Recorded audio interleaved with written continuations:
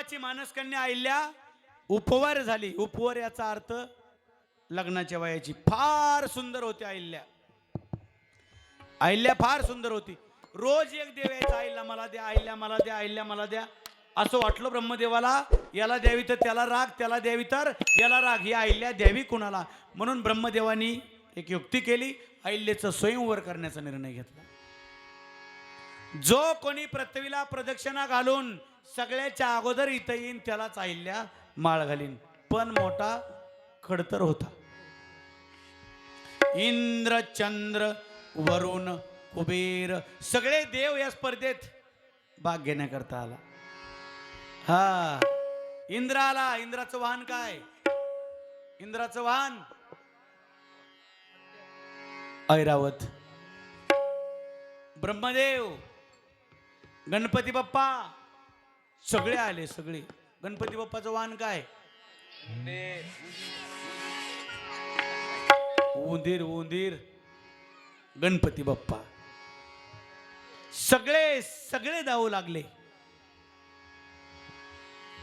सगळ्याला एकच आस लागली होती, अहिल्या आपल्याला मिळावी, अहिल्या आपल्याला मिळावी.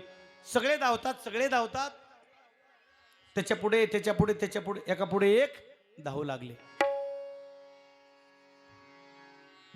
लक्ष द्या बरं का 2 मिनिटं. नेमकं गौतम ऋषीनं गंगा नदीमध्ये स्नान उरकलं. प्रत्येकाला विचारणार आहे पळता काय म्हणून. तुम्हाला बोलत बसलो तर चान्स जाईल. तुम्हाला कुठं सांगत बसू काय घडलंय ते.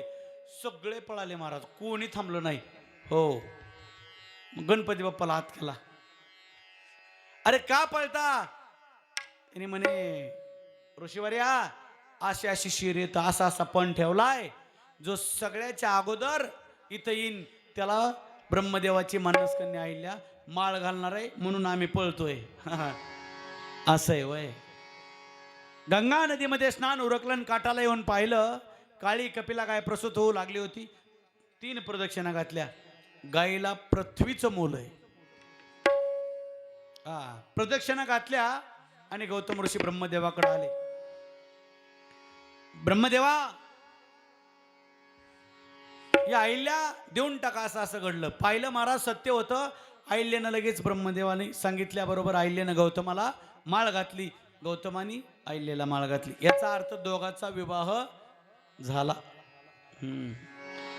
हार घातल्यावरच लग्न होतं ना. ओय लग्नावाले, लग्न हार घातल्यावरच होतं ना. चांगला घाला माय हार. शब्दातच काय महाराज, शब्दातच काय अर्थ आहे. हार.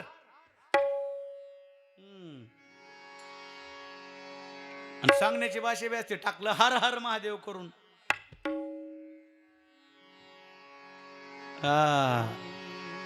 दोघांनी एकामेकाला हार घातले. आणि सगळ्याच्या अगोदर कोण आला? देवांचा राजा. 10 पटाकीतच आला. त्याला वाटलं गेल्या गेल्या पहिल्याच पंक्तीला मिळ लागन. आल्याबरोबर ब्रह्मदेवा अहिल्या देऊन टाका. ते म्हणले इंद्रा बस, देवांचा राजा आहे तू, बस बस. बसवलं खाली.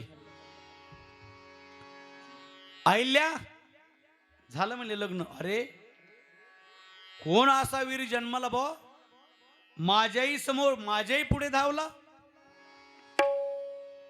कोण असा जन्माला आला जो माझ्या पुढे धावला. थोडक्यात सगळं सांगितलं ब्रह्मदेवानी. पटलं इंद्राला पण कबूल झाला नाही. कारण काय झालता?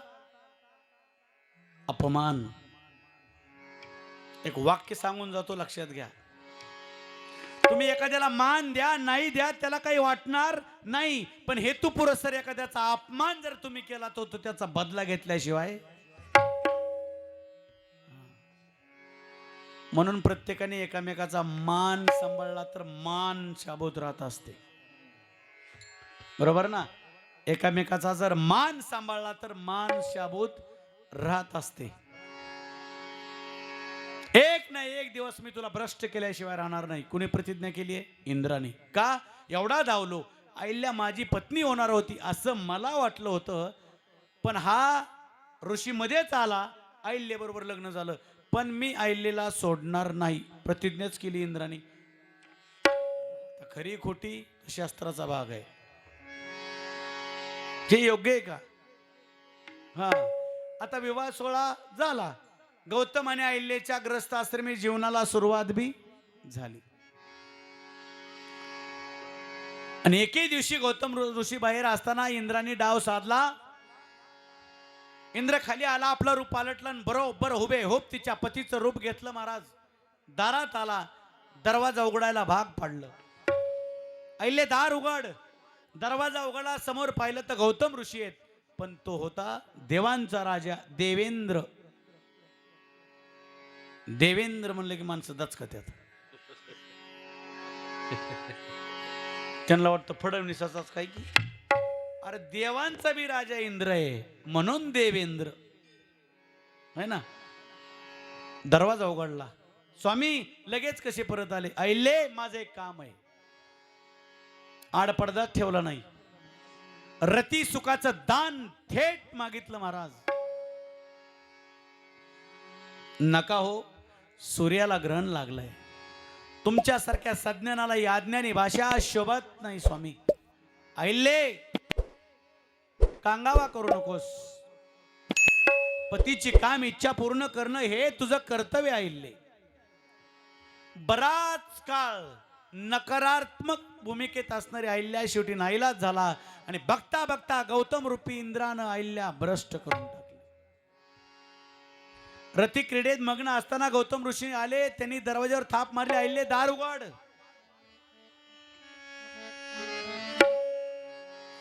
दरवाजा उघडला आणि समोरच ते दृश्य गौतमाने पाहिलं. महाराज लाल डोळे झाले, लाल. थरथर थरथर कापू लागले. नीचा कोण आहेस रे तू? आता मी देवांचा राजा म्हणून सांगायची बी लाज वाटू लागली. बरोबर आहे का नाही? लाजला नाही इंद्र. लाज वाटते ना माणसाला. आयर न करता पहिल्या पंक्तीला जेवायला बसणे. योग असा येतो तिकडं आयर पुकारायला सुरुवात होती, नाही दणका चालू असतो. सगळेजण म्हणते सगळ्याच्या आधी बसलाय. 53 जामन खाल्ल्यात. त्याचं नाव काही ना. हा नाही काय वाटू द्या, पण स्वतःच्या जीवाला तरी अपमान वाटतो का नाही? इंद्राचं तसं झालं. अपमान वाटला. रूप पालटलं. मोराचं रूप धारण केलं इंद्राने. पाठीमागून शब्द कानावर पडले. तू कुणी असू दे, तुझ्या अंगाला हजारो भग, भग म्हणजे छिद्र, हजारो भग पडतील.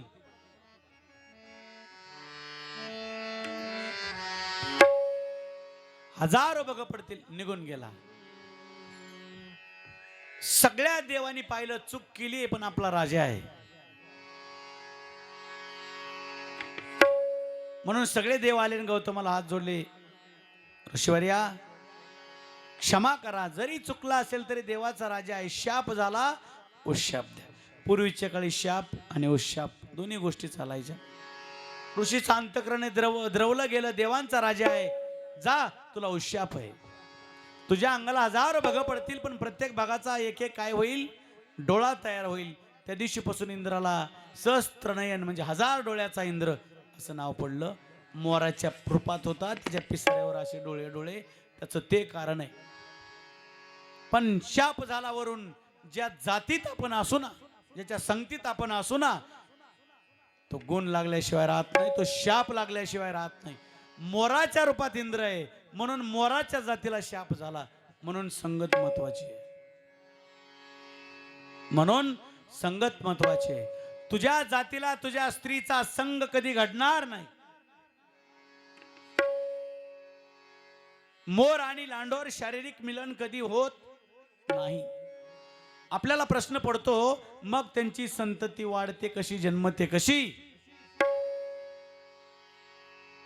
पा ज्यावेळेस त्रागा करून मोर त्या अवस्थेला पोचतो आणि पिसारा फुलवून नाचतो ना, त्यावेळेस टप टप टप टप मोळाच्या डोळ्यातून अश्रू स्रवले जातात. पाणी टिपकलं जातं आणि मग त्याची लांडोर नावाची मादी ती पाणी पिते. मोराच्या डोळ्यातल्या त्या पाण्यापासून लांडोर नावाच्या मादीला गर्भधारणा होते. हा विषय रामायणात आहे. निघून गेला इंद्र, राहिली अहिल्या. जार कर्म केलंस. अगं पती आणि परपुरुष याच्यातला अंतर तुला स्वामी स्वामी तो तुमच्या रूपाने आला होता, पण ऋषीनं मुळावर गाव घातला. तो का आला? केवळ तू सुंदर आहे म्हणून आला. आता काय करतो मी आईले? तुझं सौंदर्य नष्ट करून टाकतो, संपवून टाकतो, सौंदर्य नष्ट करून टाकतो. तू आत्ताच्या आत्ता दगड होशील. शब्द बाहेर पडले ना मुखातून. काय होशील? दगड होशील, दगड. अरे अहिल्याच्या डोळ्यातून पाणी वाहू लागलं. कुठली इच्छा नसताना आपल्याला फसवलं गेलं. देवाच्या राजानं चूक केली, पतीच्या रूपात आला आणि मी परिणाम भोगते. रडू लागली अहिल्या, कडकडून पतीच्या पायाला मिठी मारली.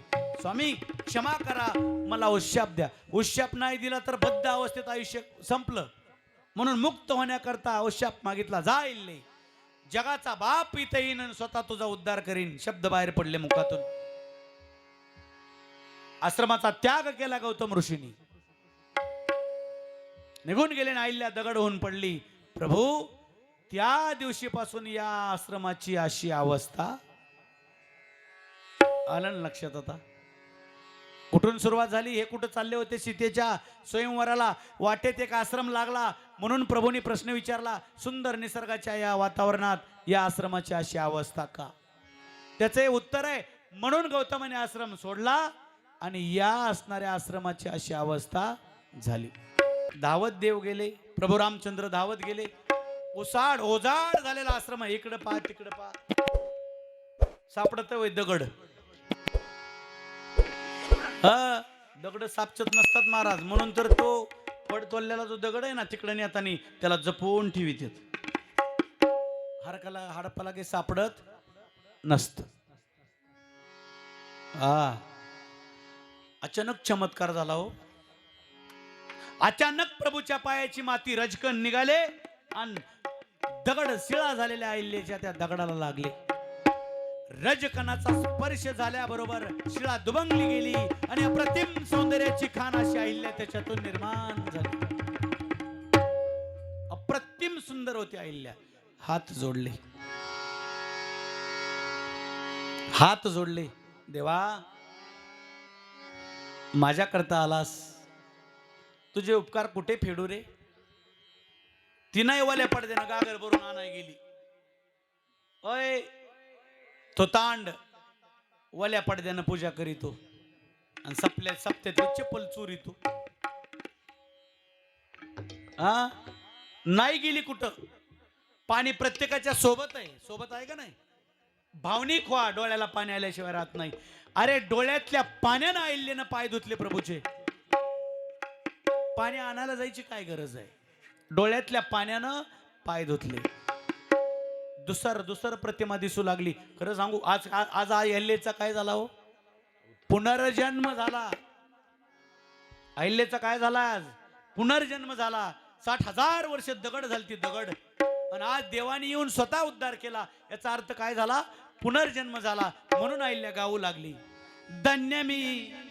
पा एक एक शब्द, एक एक शब्द, एक एक अक्षर, काहीतरी प्रभूची कृपा असल्याशिवाय हे बी गदिमाच्या लेखनातून निघणं सोपं नाही महाराज. कृपेशिवाय काहीच होत नाही.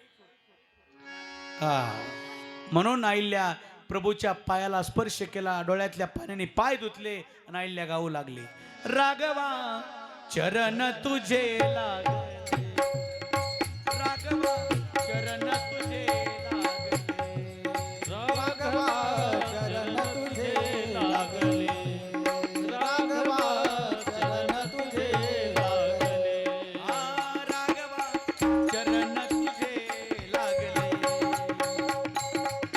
चरण तुझे लागले, राघवा चरण तुझे लागले, राघवा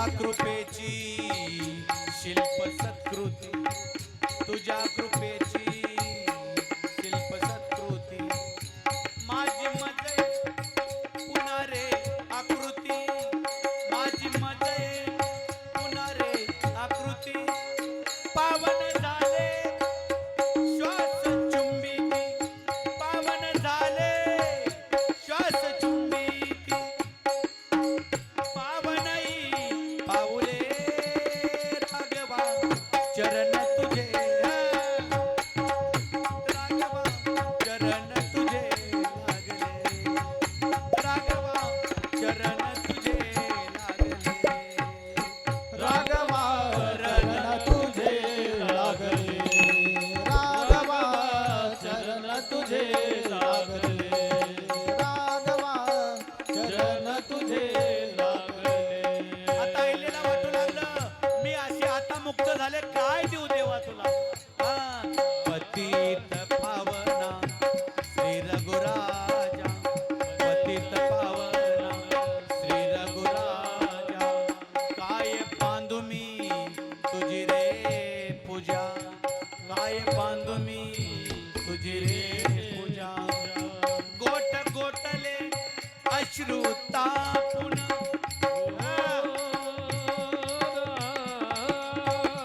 गोट गोटले अश्रू तापून, गालावर वाहिले राघवा चरण तुझे लागले, चरण तुझे लागले, राघवा चरण तुझे लागले, राघवा चरण तुझे लागले, राघवा चरण तुझे लागले, राघवा चरण तुझे लागले. देवा काय देऊ तुला, मी काय देऊ.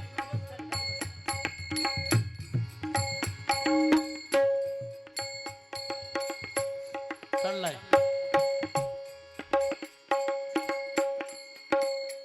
कमी कमी कमी झाला धान वर ना. बस. काय देऊ देवा तुला. नाच कसं घडलं माहितीये का.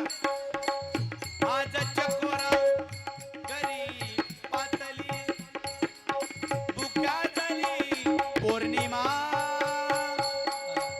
काय उल्लेख आहे महाराज. स्वतः देव होऊन माझ्याकडे घरी आला. काय भाव आहे अहिल्याचा. देवा तुझे उपकार मी कधीच विसरू शकत नाही.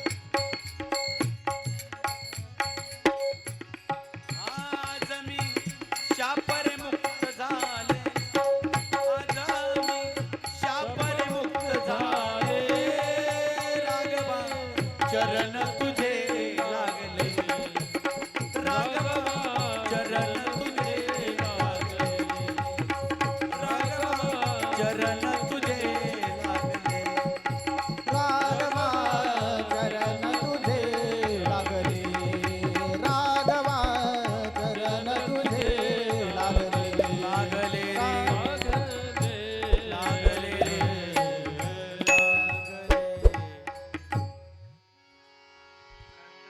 देवा मी मुक्त झाले. काय भाषा आहे अहिल्याची. ह्यातलं एकच वाक्य कामाचं आहे. संपला अहिल्याचा विषय. चरण धुळीचे कुंकुमाजा. देवा तुझ्या पायाची चरण धूळ, ती धूळ नाही, ते माझ्या कपाळाचं काय आहे, कुंकू आहे. चरण धुळीचे कुंकुमाजा पायावर वाहिले, राघवा चरण तुझे रे लागले. अतिशय आनंद झाला. अहिल्याचा उद्धार केला.